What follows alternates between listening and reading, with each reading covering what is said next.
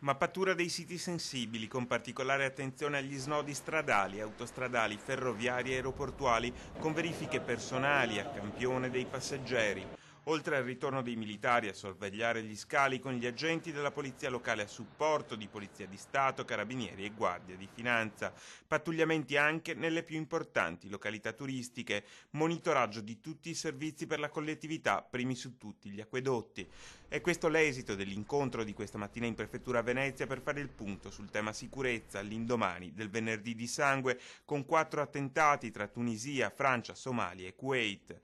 Obiettivo individuare i siti sensibili nelle province venete e disporre un ulteriore giro di vite. A finire nella lista dei siti sensibili c'è anche lo scalo Trevigiano Canova, nel quale non è escluso possono far ritorno anche i militari. Probabilmente sì, probabilmente saranno impiegati ancora dei militari dell'esercito, saranno certamente messe in campo tutte le risorse di cui si dispone. Accertamenti mettono le mani avanti le istituzioni che potrebbero anche creare qualche fastidio ai passeggeri, ma inevitabili per alzare il livello di sicurezza. Questo probabilmente arriverà anche a comportare qualche piccolissimo disagio nella circolazione dei cittadini, però certamente aumenterà il livello di sicurezza, ripeto, già massimo. Ma non basta, perché nel corso del vertice regionale è stata anche avanzata la possibilità di impiego degli uomini della polizia locale in materia di antiterrorismo, come supporto all'intelligence di polizia di Stato e carabinieri. Il prefetto ha ritenuto, come perfettamente, legittimamente nei suoi poteri, di allertare anche la polizia locale che possa eventualmente essere da supporto alle forze di polizia nell'attività di polizia giudiziaria.